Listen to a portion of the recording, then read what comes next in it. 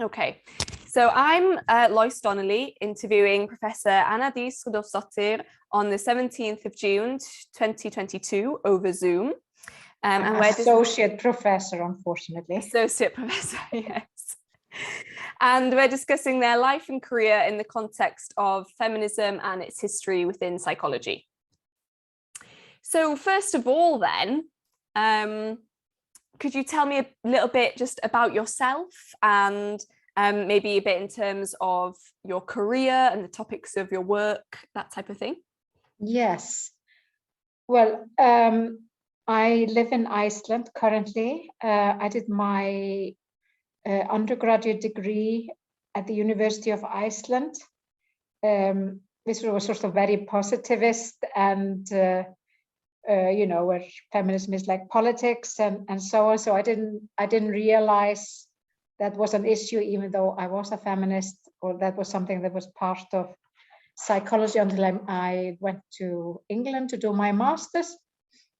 Mm-hmm. So I did my master's in England in 1989 to 90.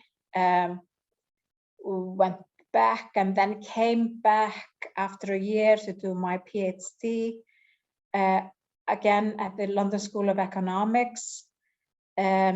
Then moved back in 96 to Iceland, where I took part in setting up the first sort of gender studies. Well, it was called women's studies then, so it was like a, you know, a trajectory you could take. And then moved back to England in 1999 and lived there until 2009, when I moved back to Iceland to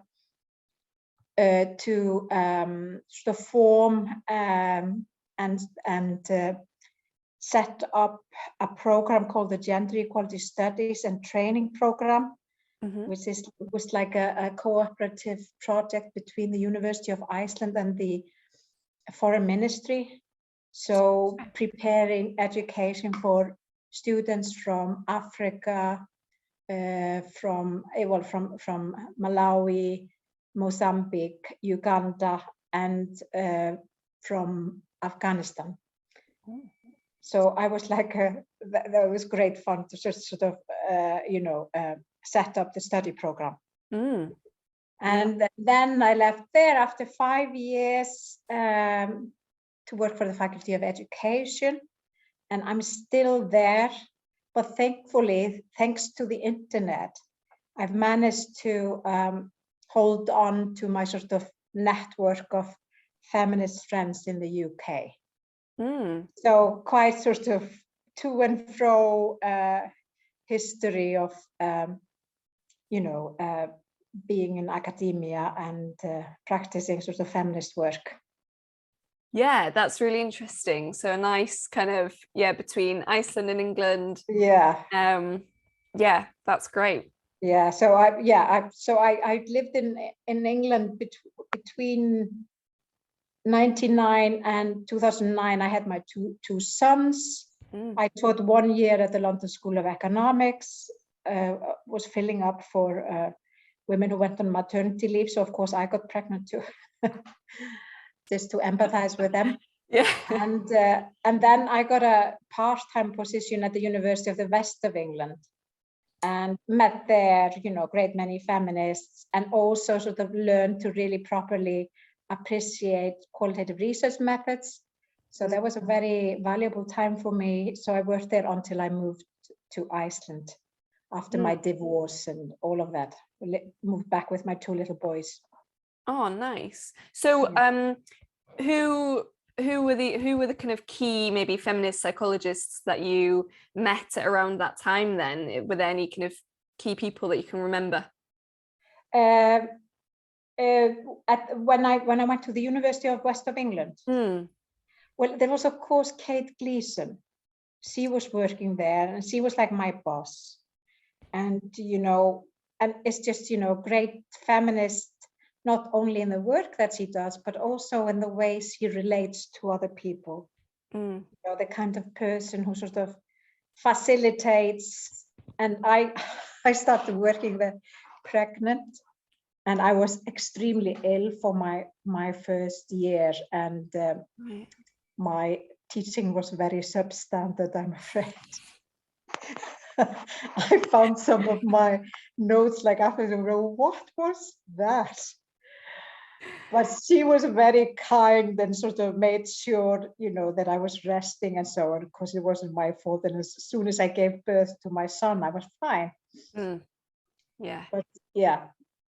So she was like the first person I met there. But then there was also Hannah Frith. Oh yeah. She was also working there, and her and Kate Gleason were great friends.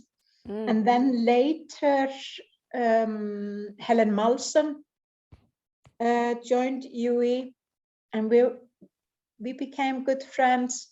And Victoria Clark. Ah, yeah. Yeah, and we shared an office, me and Victoria Clark, and I learned a great deal about all kinds of things that I had no idea about before, because she was teaching, what was it called, critical sexualities. So she got me into reading, being like a second pair of eyes in terms of marking and so on. Yeah. And all kinds of concepts that I had never learned before. And so, we shared an office when she was writing the sort of phenomenal article on thematic analysis. Ah, yes. Yeah, that went so incredibly viral. Yes. It always cheers me up when I look at how many people have cited it. They are Ginny and Victoria, just with their article on thematic analysis. Yeah. And absolutely, wow, what would you say? Mind-blowing, really. Yeah, it's amazing. Yeah, huge amounts. Yeah. So was that network quite important to you at that time? Yes, that was very important to me when I was working there, and sort of, found like-minded people.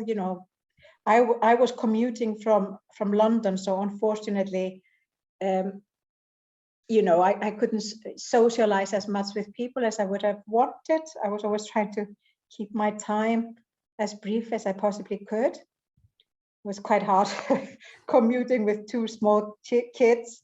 Yeah. But, the very warm friendships that formed there, and collaborations that sort of started there, and also just learning new things. We were talking a lot about qualitative research methods, and I'd never really thought about it until I was then. And it was actually Helen Malson that sort of brought me into POWES. She suggested that I should take a seat in the what do you say, governing board, or no, the committee, yeah. So I did, and then I met a whole lot of other people that I really value and am still in contact with today. Yeah, lovely. Yeah. Nice. All right, well, we'll come back to POWES in a minute. We'll talk about that in a bit more depth. First of all, I kind of want to maybe rewind a little bit and ask you what kind of first attracted you to psychology and the field? Well, actually, I had no idea what I wanted to study. I was 20, and I basically sort of went through the list of topics I could study and just sort of, erased the ones that I didn't want to do. There were two left, psychology and sociology. So it was basically like tossing a coin. And I went into psychology, but I ended up doing a PhD in social psychology. So the two got brought together. So I had no idea what I was going into. So yeah. And the psychology, of course, that I learned during my undergraduate degree, it was very sort of mainstream, very sort of discovering the truth with the right instruments and all of that. So yeah, that was interesting. Yeah, and so when did that change? When did you start learning maybe beyond those kind of mainstream things? I did a master's course at the London School of Economics. Yeah. And that was in 89-90. And I don't think it was as mind-blowing for anyone except me when I just realized, that what I had learned was a perspective, not the truth. But sort of, it was one perspective of a number of perspectives, and my world just sort of became so much bigger. I realized that during my master's program. Okay. And then I was just quite lucky because I wanted to do like a research project on the Miss Iceland contest. Yes. Yeah, it was a big thing in Iceland. Iceland is tiny, it's only like 360,000 people here. And we'd had like 2 Miss Worlds. Okay. So it was sort of entangled in all kinds of nationalist ideology. So it was a really just interesting phenomena. So I decided to do a research project on the social representation of the Miss Iceland contest. And he was really into it. And he got me to read, I was reading Shulamith Firestone all of a sudden, and all kinds of sort of feminist texts. I was also introduced to semiotics as a research method.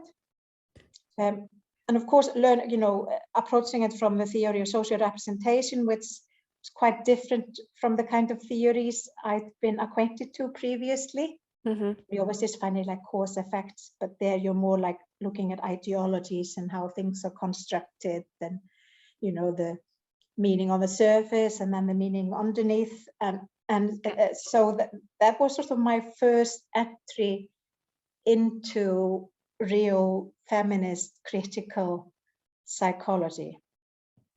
And I did this huge project because I'd never done qualitative research methods before. So I was very worried, I was so nervous that I was doing it all wrong, that I collected so much data. I interviewed so many beauty queens and public, surveys. I was analyzing videos and media discussion and God knows what. But I ended up with this project, and I got the highest mark in the department. With amazing. We're very, very pleased. I got an 80 for the dissertation, which was huge then. And both from my supervisor and then also from a professor in the department, they both gave me this high mark. So there was sort of a validation that what I was doing, that I was so nervous about, that it was acceptable. And and then also, because I'd done that work, I then wrote an article in one of the, because at the time there weren't that many media outlets, but there was like one huge one that actually had played a big part in publicizing the Miss Iceland contest. Okay. And making it like a national sort of project. But they agreed to publish a huge article that I wrote about my thesis. So that was a bit of a sort of a knock into the, so I had a bit of an impact in Iceland.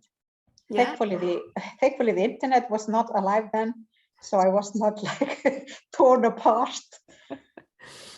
But yeah, so that was really powerful for me.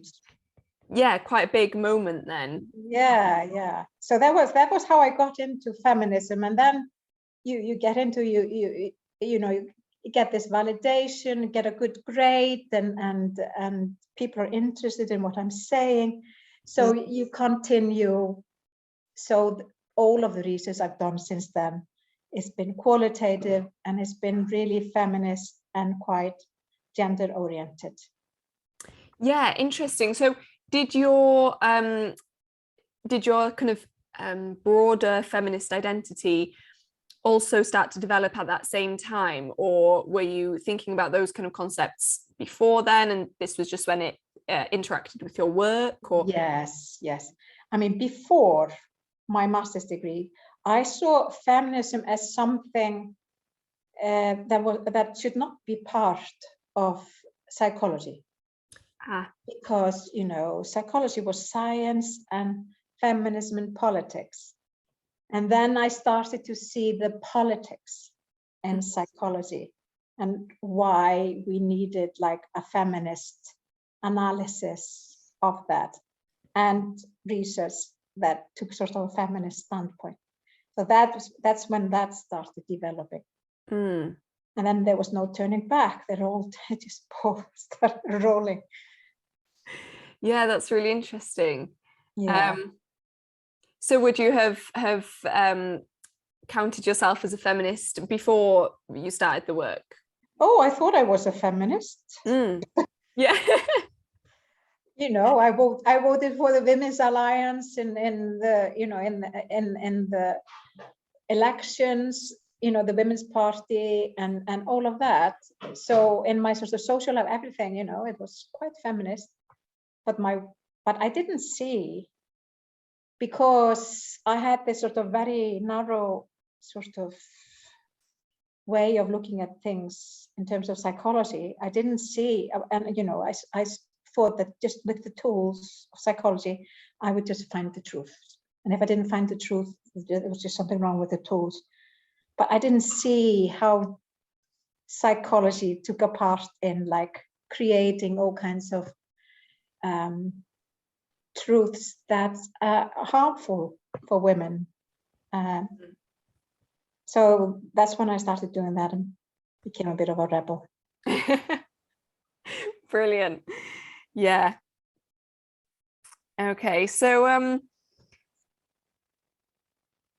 talking a bit more about your specific pieces of work then, is there any particular accomplishment that you're most proud of?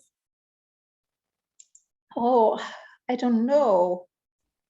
I'm always like proudest of the last project I've been part of. There's nothing like in particular. I mean, there was a pretty good sort of entry into sort of in joining the two together, sort of in terms of having an impact on public discussion. But I never like published anything about my work in an academic journal. So it's a shame. I should have. Yeah. I should have been encouraged to do that. Oh, I can't really pinpoint anything in particular. I mean, it's like, what's your favorite child? Yeah, it is a bit. You're right. Yeah, it's I love them all.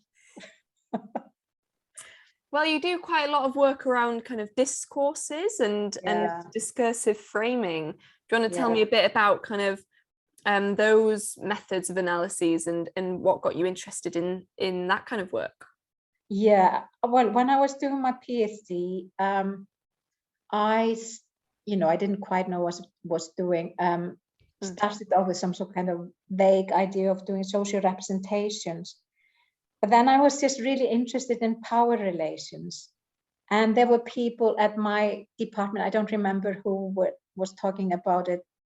I mean, one of the students who studied with me is the wife of Nicholas Rose. Oh, okay. Yeah. So there was a bit of a discussion about discourse analysis. And but none of the books had been published. I mean, Ian Parker hadn't published his books. There was nothing on the like Foucaultian discourse analysis. Potter and Weatherall's book was out. But so I had to sort of find my way through that. And Foucault, of course, is quite hard to read. So I was reading a lot of the sort of feminist sort of articles discussing his ideas, and somehow managed to sort of adapt that to what I was doing, and then found it really hard to explain to anyone what my method. Although there was a clear method, and I was very methodical, and as always very nervous that I was misrepresenting things and so on. Yeah, but I got sort of introduced to the idea of discourse during my PhD, and it's more specifically Foucaultian discourse analysis. And then actually that's sort of like a standout moment. Something happens where you just sort of a light bulb moment when Nicholas Rose came and gave a lecture based on his book Governing the Soul. Right. And then, you listen to that and just everything's changed the way you see things afterwards. I've often talked about this, me and some of your other colleagues who attended that seminar. It was quite mind-blowing. And of course, at the same time, they were publishing the book Changing the Subject. Oh, yeah. With Walkerdine and Holloway and a lot of really good scholars. And that was a really useful book that sort of changed how we thought about things. You could say those books sort of that framed how I was thinking. That was that book, Changing the Subject. Mm-hmm. It was Nicholas Rose's book, and there were some others, but that's sort of what comes to mind at this moment. Yeah, great. And can you remember your kind of maybe first project using those kind of new methods that you were a bit nervous about? That was my PhD. I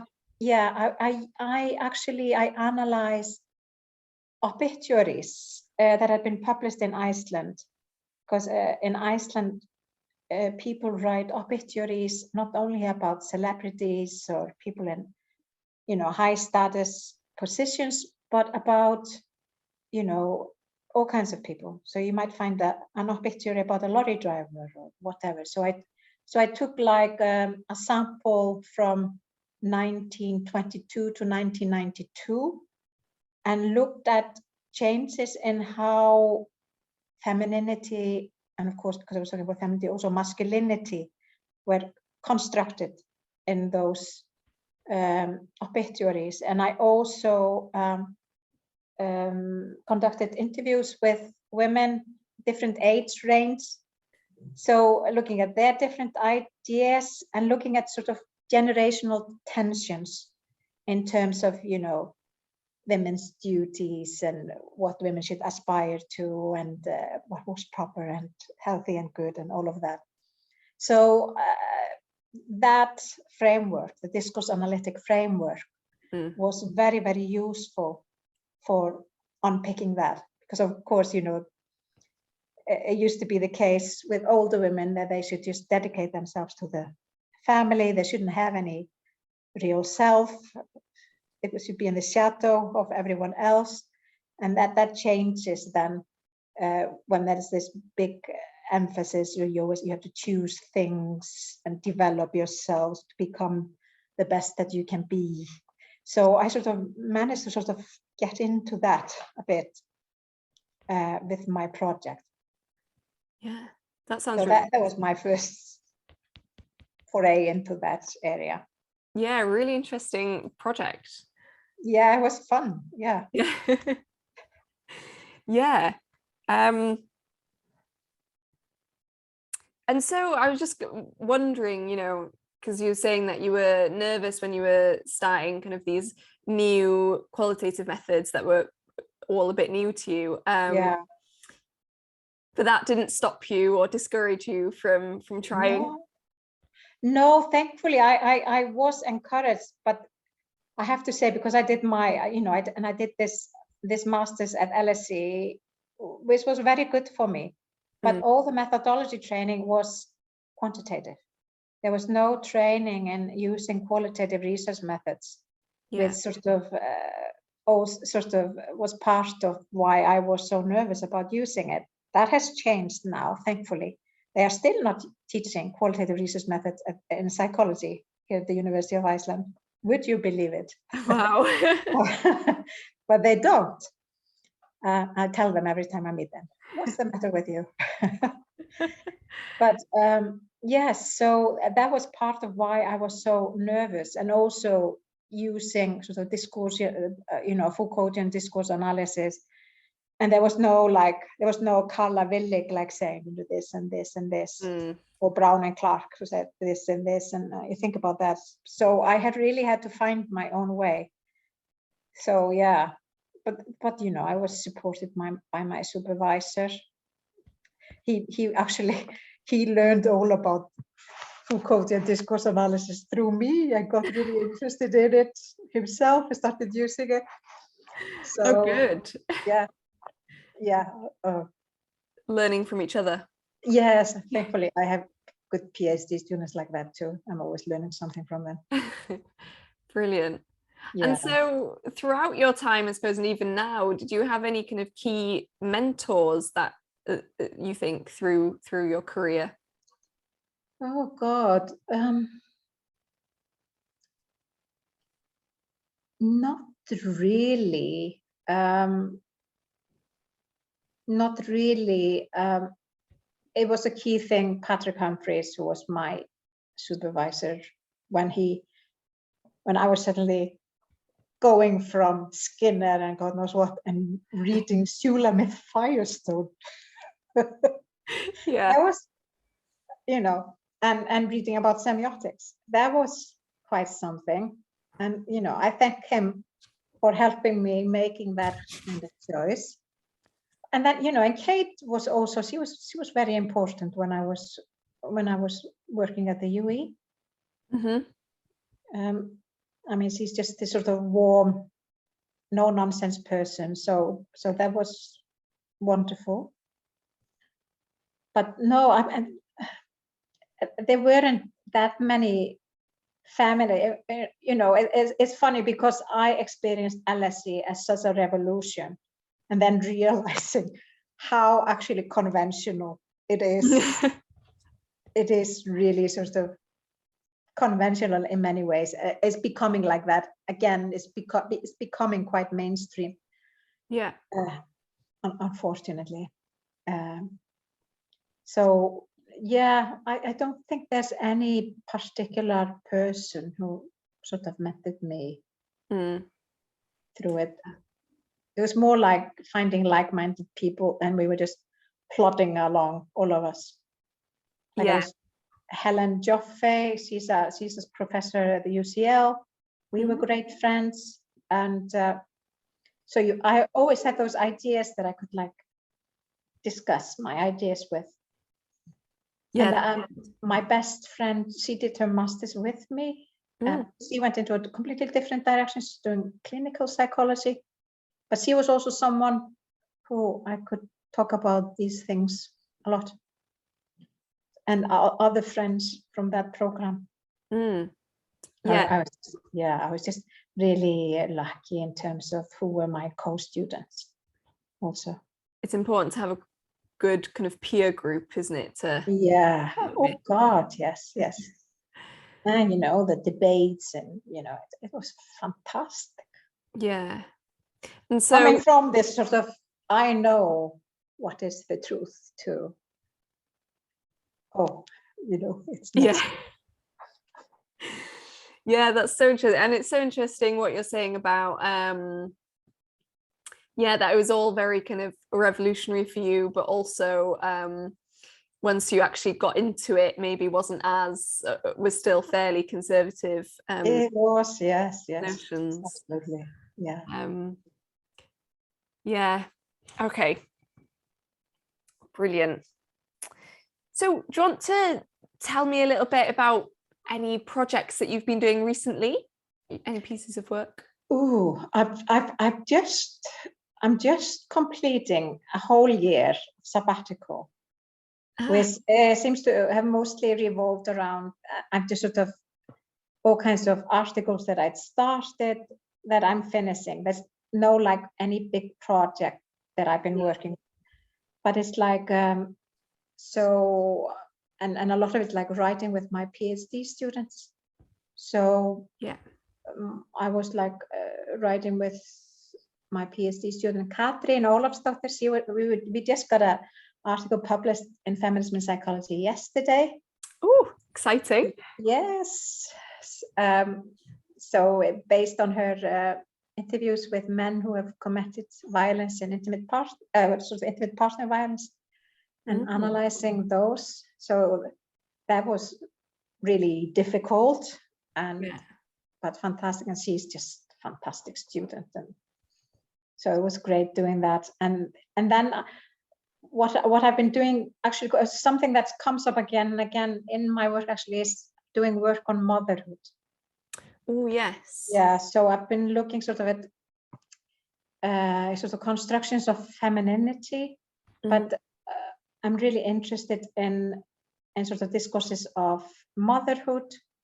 And well, that's one of the things I did actually during my sabbatical, because I want to look, there's so much talk about like discourses of motherhood in the UK and the US, sort of in the Western world, but there hasn't been much sort of concerted research looking at more Nordic discourses, where, you know, because we have this welfare system that supports women in working outside the home. And so you had this idea, you know, there are all these ideas about shared parenting and so on in the Nordic countries, but then it's been infiltrated by the sort of intensive motherhood ideas, and it hasn't, you know, there's been great research here and there, but sort of those of us who are doing this work in separate Nordic countries, we need to talk together. And so I sent in an application for workshops with sort of chosen people in all of the different Nordic countries, Iceland, Denmark, Sweden, Finland, and Norway. And hopefully we managed to get something going with that. And I also, took part in this major research proposal that was funded, looking at people's decisions regarding having children or not.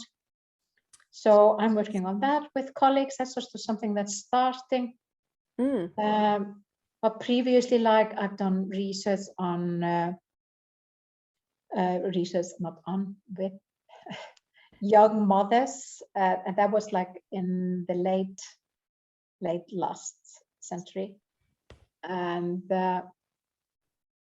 it was the first article I got published in Feminism and Psychology. It was. Who was it? What was that about? It was about, it was sort of, you know, it was about the sort of institutional discourses on, basically about motherhood as an institution, and then the experience of being pregnant and giving birth, and looking at all the stuff that the young mothers got, you know, in terms of education. So analyze that using discourse analysis, of course, and then talk to them about their experiences and sort of contrast it. All of that. And there was an article, I'm not a patient and I'm not a child. I think it was the first. So that was my first article and on this topic in an academic journal. I've published in other places. That's exciting. Yeah. So that seems to be always something that comes again and again, looking at motherhood. Yeah. And didn't you look at parenthood maybe in the pandemic, or family? I did, yes. So again, with another marvelous PhD student who is now my co-worker. She just got a position. Oh, brilliant. I'm very happy. And we continue working together. We are working on an article based on our analysis of the media where they interview women who are mothers and looking at different time periods. So we looked at we used the story completion method and looking at how there was a lot of frustration in that data regarding the father's parts and shouldering some of the responsibility in terms of looking after the home and the children, and you know, basically taking on the third shift, as we call it. Yes, yeah, that's so it's becoming really interesting, because now I'm sort of moving from discourse analysis and taking sort of looking more at sort of affective discursive. So that's how I've been moving, and that's something I've been inspired to do by the feminist literature. Sarah Ahmed and Vedrell and all of those wonderful writers. That's really nice. Yeah, so constantly developing, I suppose. Yes, yeah. You sometimes look at some old stuff you've done and you go, oh, I didn't think about that, you know. Yeah. It's like I hardly thought about class in my, you know, when I was first doing my research, it was just gender. And then through, you know, like getting to know my colleagues who are interested in class and so on, you start thinking about, also I listened also to Beverly Skeggs, which was also one of those mind-blowing lectures. And only then started to think about class in Iceland, because supposedly we were not supposed to have, it's a classless society. I see. So did you start, bringing that into your work and stuff? I suppose more an intersectional lens, I suppose. Yeah, I'm taking a more intersectional lens now, and you know, been inspired to do so by my colleagues also who have been using that, and intersectional and looking more at sort of affective part of, you know, how we get pulled in, held by particular discourses, and why we can't move from certain positions and so on. So that's sort of where I'm at now. That's interesting. And it's great. Yeah. And, you know, working with, as I say, wonderful people. Yeah. I decided maybe a year ago, I said, you know, I'm never going to write an article all by myself again. Oh, really? Yeah. Why did you decide that? Because it gets so much stimulation out of collaborating with others. It's so much more fun. Yeah. And the work is better. I like being challenged, because then I learn more. So I, you know, think, why did I think that, you know?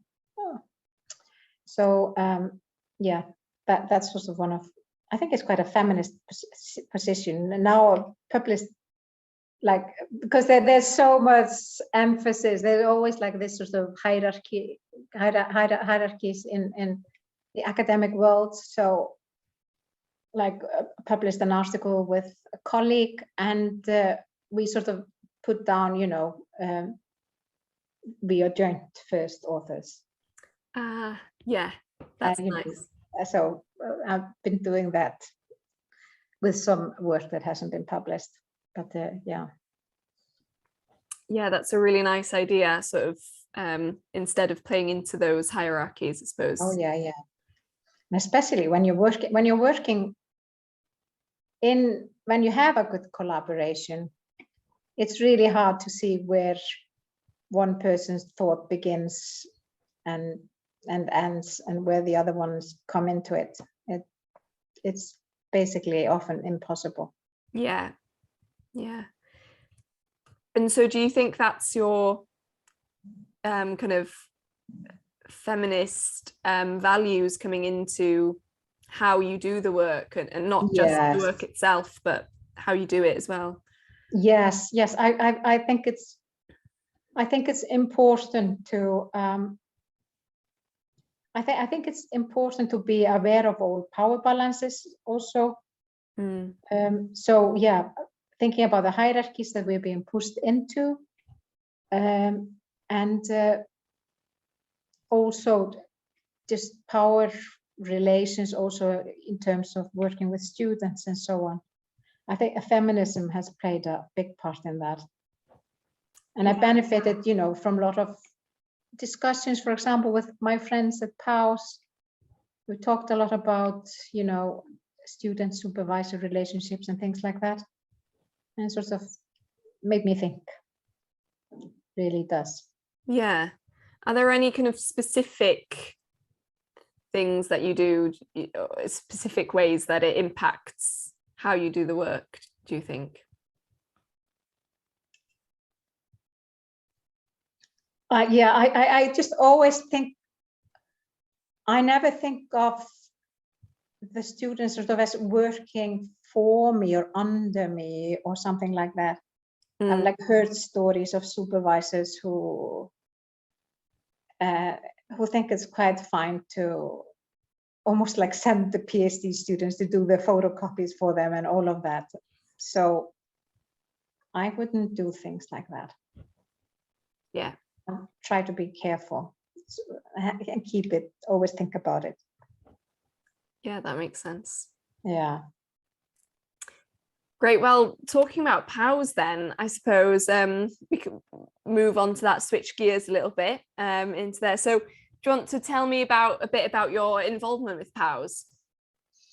Yes. I think my first conference, I didn't know anyone except Rose Capdevila. Okay. I had met Rose at a summer school in 1990. Oh, when was it? 1996 in Finland, where we just sort of found each other and liked each other and found this map of Helsinki. We said 1 to 10 things to do in Helsinki. So we had this map and we walked to all the places and then we ticked them off the list. And we became good friends, and we're still good friends. So she was the only person I knew there, but yeah, so I went there and it wasn't quite as my I don't think POWES had quite formed into what it then later became. I can't, I'm trying to remember what year it was, but it was 99 or something. And then I went later, had great fun. Again, that was in Birmingham. And listened to some really interesting presentations.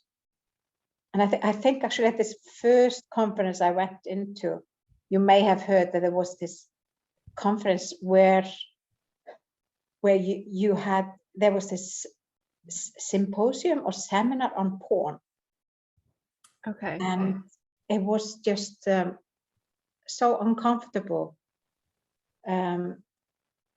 Because you had people there totally disagreeing, and then people being very upset and crying, and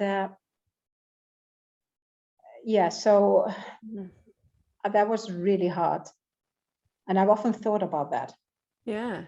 So people, it seems to be somehow we didn't find a way there to talk about difficult topics except going into those trenches. So there were like people in trenches trying to talk together. Yeah. And and I didn't know much about those debates or whatever, but I was just flabbergasted basically. It was strange. Yeah. And yeah, but it's this sort of really supportive, lovely emotional space that POWES has become. It's something that has evolved, and it's becoming more and more so. And I really felt it because I hadn't been for a few years, because I moved to Iceland, because I took on this. I was working for this program, the guest program that I told you about, where I was working with people from different countries. Yeah. It really made me look at my privileges as a white woman, and so I never thought about before then. But after that, I went to the POWES. I think it was in 2010 or 11 or something like that. And I just it was later, 2015 maybe. I can't remember. But I just remember just walking in there, and it was like walking into this sort of warm embrace. And then there's so many good presentations, sort of good symposiums, And what I really appreciated was what seemed to be, you had like older, respected, feminist presenters there who maybe, you could say a bit of rock stars in our world, but they totally didn't behave like that and were so open. And it was also a fantastic, you saw that it's a fantastic space for PhD students. And I've been there later with PhD students, and that's what they all talk about. They all want to go. So now everyone's going to POWES except me.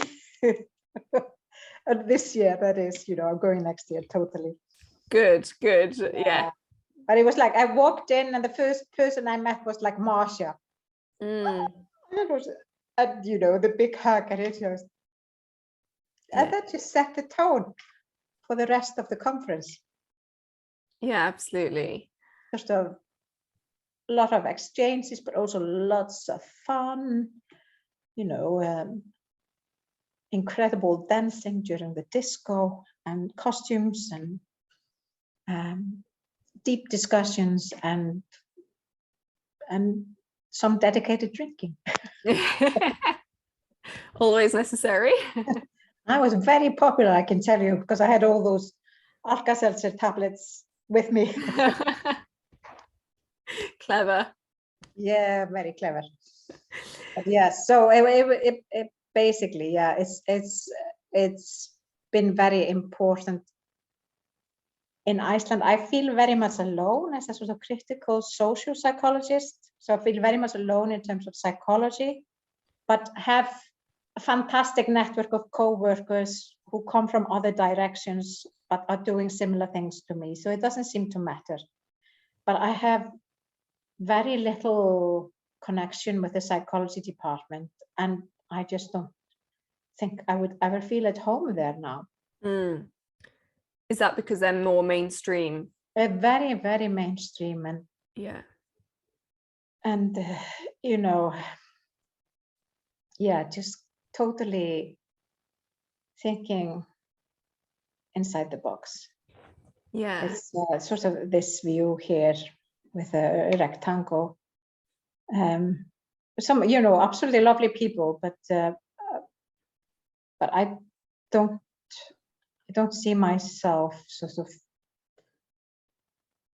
working a lot with them. But maybe that will happen. I don't know. But then it was so important for me to have this home with POWES and at the conference, and meet women coming from similar background in terms of academia as me. Yeah. And reading similar kind of things. So that network kind of makes up for maybe not having one in Iceland. Yeah, not having one in terms of psychology, but I do have a really supportive, fantastic people around me here. And I work with people in sociology, I work with people from the educational sciences and pedagogy. And, because I work with psychology, because sometimes they have, there have been some PhD students who are using quantitative methods, but also using qualitative methods. And then they ask me to come into their committees. So I can help them with the thematic analysis. Nice. All of that. Teams do not emerge and all of that. And try to somehow bring that into their way of thinking. And I've also, whenever I know there's someone coming to Iceland that has like this sort of critical feminist background, try and make sure that they're introduced to the University of Iceland. And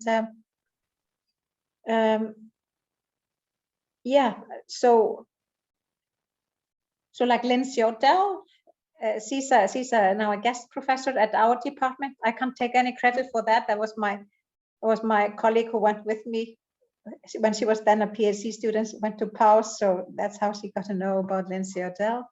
Oh, great. And and various people like Rebecca Lotham being co-supervisor with one of my PhD students, and then I was part of this project that Lisa Lassard was leading, looking at sort of digital meetings and gender relations within those digital meetings.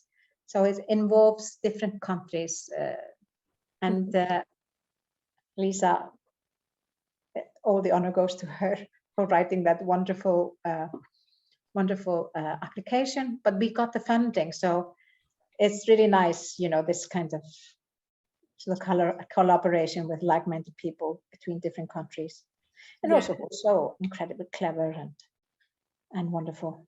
Yeah, making those connections. Yeah. So yes, it's, you know, those little linkages here and there we managed to make. And now, you know, I have all these, you know, linkages to the UK. So now I'm trying to like connect more to the Nordic countries. So through this application, looking at Nordic parenthood, I got to know really interesting researchers in different Nordic countries. I'm hoping something will come of that. Yeah, that would be brilliant. Yeah. Oh, great. So are there any other feminist organizations that you're a part of similar to POWES? Or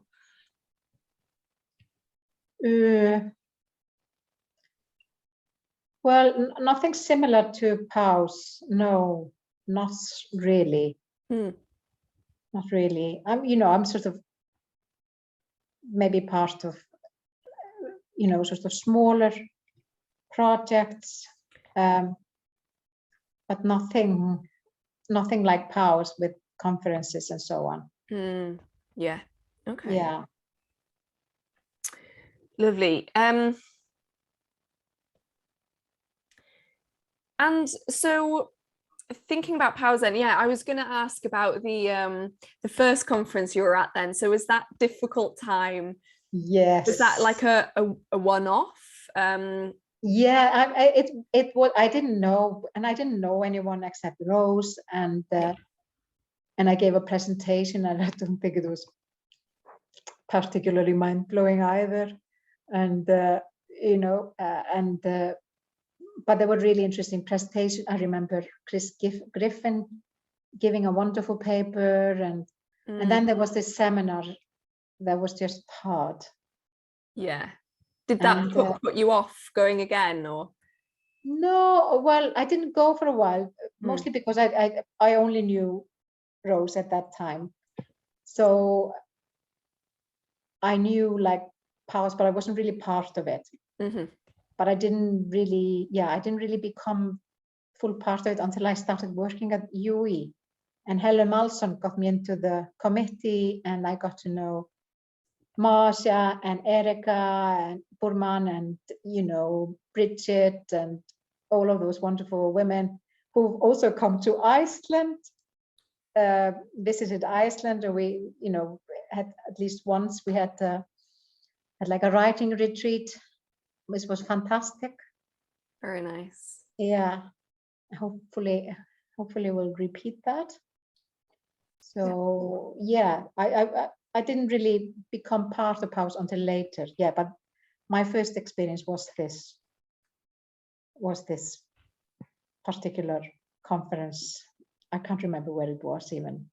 And then, I remember going to Bristol for a conference and being absent-minded like I was. I didn't take the address with me. I just assumed it would be at the University of Bristol, so I got there. And no, it's at the University of the West of England, so I was sent there. And there I met Kate Gleason for the first time, and she was so kind. She saw this lost soul and drove me to the conference. She was one of the organizers. Very typical for her, as I later got to know some years later. Funny, you meet people, and then you sort of get to know them a few years later. Yeah, that's nice. Yeah, my first impression of her was totally correct. Lovely. And so how long were you on the committee for? Oh God, I'm not actually quite sure. I'm not quite sure how long I was there. 3 years or maybe. I can't remember. Okay. Yeah. But that What was fun. Yeah, what kind of things did you do? Were you in charge of any particular tasks? I think I was made into like something like liaison officer. Very nice. So I set up like a Facebook page at the time. Very good at taking photos, which I must send to you all actually. Yes. I always forget about it because I have to fill in some form. Yes. I wonder if I can just fill in form for all of the photos because they're from the same event. I think you can. Yes, I can do that. Yeah. So I think I didn't have any sort of big tasks. I also had quite small children, but I really enjoyed taking part in when we were like deciding about the conferences and thinking about what speakers should be there. It was truly wonderful. Yeah. Nice. Lovely. And so how do you think POWES has maybe developed over the years? Do you think there have been any changes in its aims and things like that? I think it just sort of moves with the time, with development in feminist theory, and and what we should be looking for. Probably in those first years, is sort of we're looking at gender a lot, and then we're becoming more intersectional. And I think, and I hope, what will happen with POWES is also that the makeup of POWES will be more intersectional. And what a loss to miss Marcia from. She was doing such important work and drawing in people and bringing in perspectives that were really important. So hopefully, we managed to reflect that, but it's sort of the composition, sort of the core composition of POWES are really wonderful, open-minded people, I think, and who really are aware of power relations in society and try to be introspective of that and how they relate to other people and how POWES relates to other people.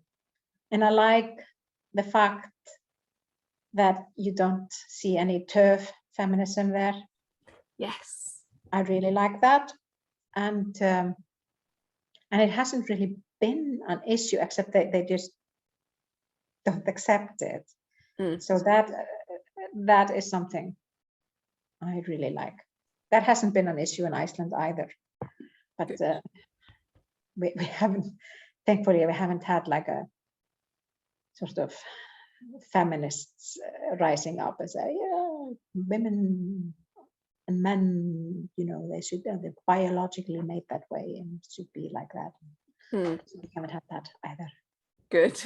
Yeah, so I think it will, hopefully POWES will develop and it will become more intersectional, but continue to develop, because this sort of warm heart, this sort of warmness, this acceptance, this sort of embrace. I see myself walking into a warm embrace when I go there, and with still, well, there still are critical questions being asked, and plans to smash patriarchy, which are very important. Yeah. So, and the humor, which is such part of feminism, has always been a huge part of POWES. That's nice. Yeah, you alternate between very serious discussions and then just sort of total silliness, which is fun and has to be there too.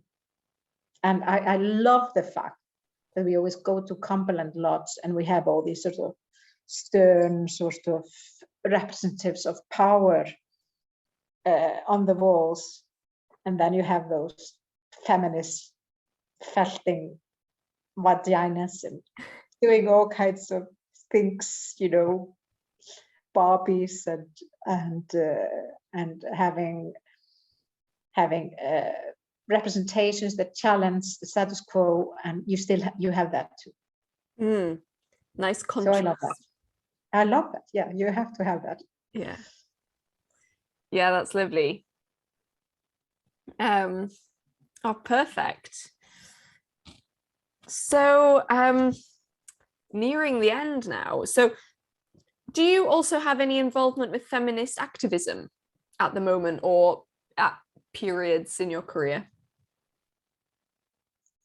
Iceland is so small. Yeah. So and yeah, like I said, it's only 70,000 of us. So like the group of feminists is, I am mostly in academia, but then I have friends who are MPs.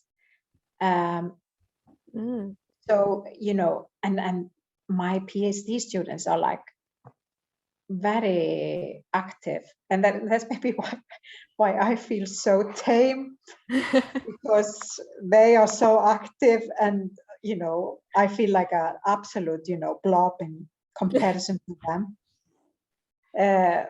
As I always tell them, I feel so conservative when I look at them.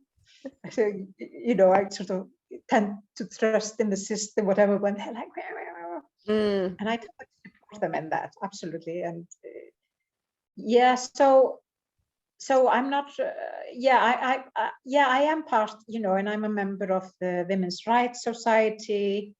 I follow discussions. I don't get heavily involved, but I really follow. There are all kinds of discussions around violence and so on. But I haven't become like a spokesperson for activist groups. But I try to produce knowledge that's helpful and that is can be used by those who want to change the world into a better place, because ultimately that's what we want to achieve. We want to create a better place with the work that we're doing, shed a light on how things, you know, things that are not okay and that they need to be improved. And of course, yeah, this article that I wrote just after my master's was an absolute feminist activism, total, yes. I think it was experienced like that. Yes. Yeah. But I don't think I'm quite as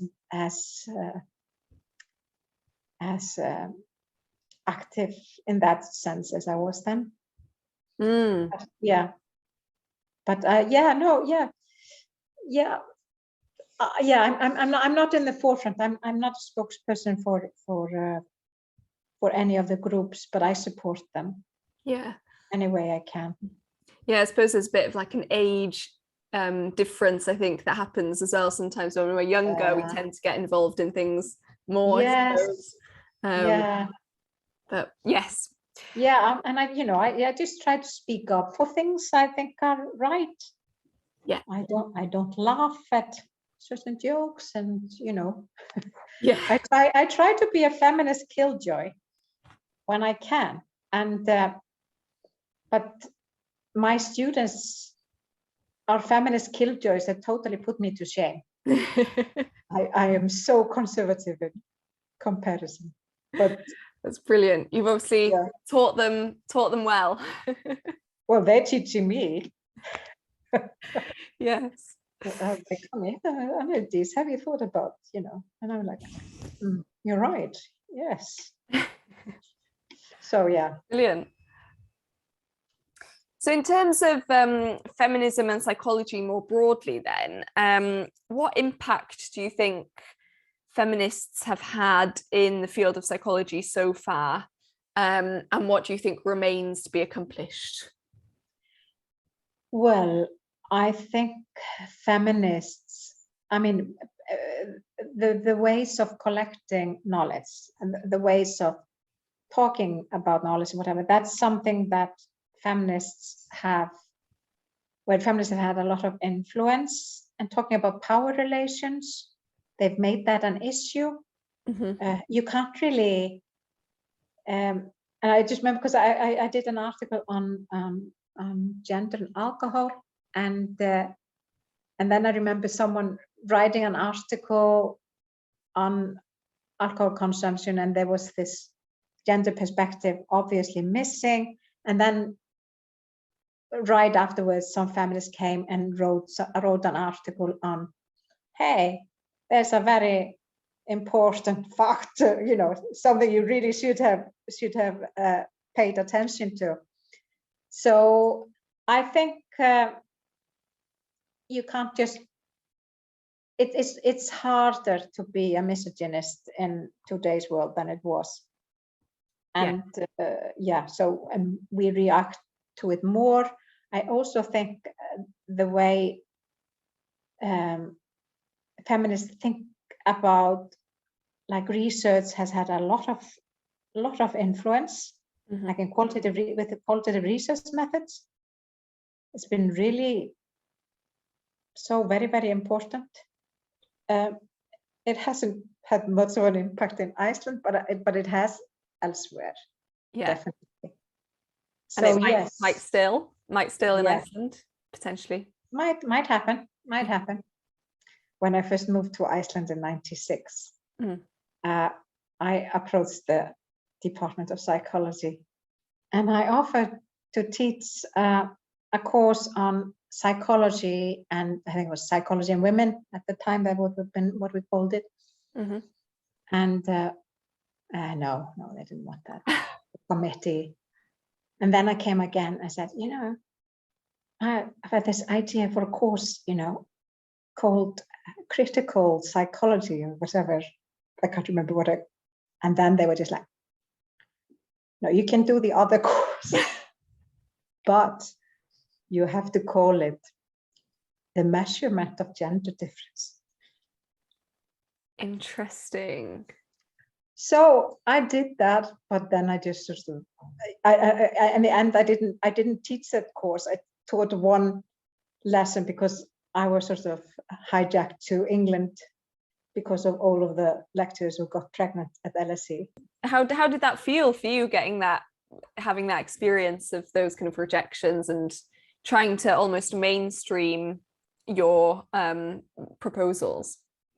I thought it was what I expected, and I thought it was hilarious, actually. Although, you know, maybe I was just so sure of myself. I don't know, but you know, they were not going to let me in except editing quite heavily. But I wasn't having any of that.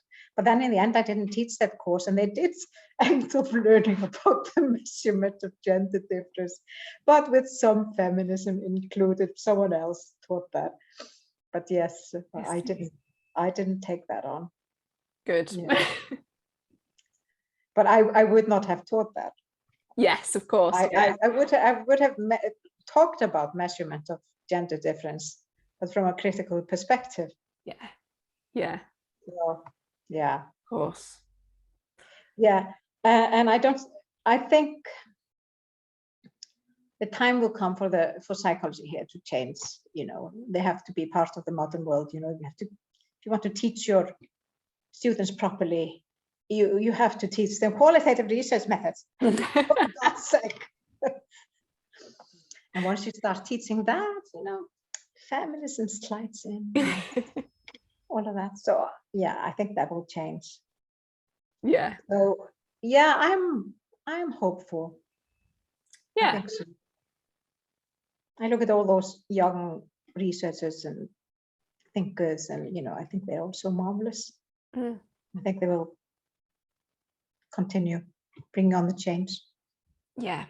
That is needed. Yes. Yeah, okay. Did you think there was anything to kind of that feminism remained to accomplish within psychology? Oh, I'm sure lots of things. I think it needs to be. I think it needs to think about more about the politics in psychology. That's really the big work that psychology needs to do. Look into its own history, look at where their ideas come from and what those ideas are doing in terms of politics. Yeah, that's really interesting. They need to be aware of the politics in their production of truth. Yeah, absolutely. Yeah. So what advice would you give to feminists entering psychology now? What advice? I would tell them to read Sarah Ahmed's Living a Feminist Life, and look at her, toolkit there. I think there is a lot of really good things there in terms of also just self-care, so you don't burn out, that you're not taking on all of the battles by yourself, but also this constant look at where things come from, what they're doing. Yeah. But yeah, basically, read that book. Read that book, that's the way to go. Perfect. And then become a feminist killjoy who doesn't burn yourself out. Yes. Yeah, no, that is a very good piece of advice. I agree. Yeah. Lovely. So I think that's the end. Is there anything else that I haven't mentioned that you'd like to touch on or cover? No, I think you've got most of it. I've this funny, because I live in this tiny country here, and at the same time, what is wonderful about Iceland is it has very vibrant feminism, and the sort of feminism on the ground is very strong and so on, but also everyone knows everyone, and not many universities and all of that, so it's a bit of a different environment to the UK. And do you think that's impacted your trajectory throughout your life at all? Coming from Iceland? Yeah, I mean, I think if I'd lived in the UK, I'm not sure I'd ended up in academia. I mean, my father was a taxi driver. My mother had me when she was 17. Gosh. But, but I always felt I never was going to become, someone working in the university. I never saw myself doing that. I could see myself as a fantastic movie star and singing and writing my own films and plays and so on. But I never, but somehow just got through that. But then, of course, being in a sort of welfare system that's supported me, and that's something that we really need to guard. Yeah, the feminists here, we really need to guard that. So I don't think, because of class, I don't think I would have reached the position I'm in now in the UK. Although you see fantastic people like Bridget Rickett and others who have, but I'm not sure. Yeah, makes it a bit more difficult, maybe. Yeah. So in a way, it's sometimes good. Yes. You can be a big fish in a tiny pond. But get lost in the big one. Yeah, it's interesting. Brilliant. So before we finish off, for the record, could you state your gender, please? A woman. I identify myself as she. Brilliant. And a place and date of birth? 13th of May, 1964, Reykjavik, Iceland. Lovely. And your occupation? Associate Professor in Research Methodology at the Faculty of Education at the University of Iceland.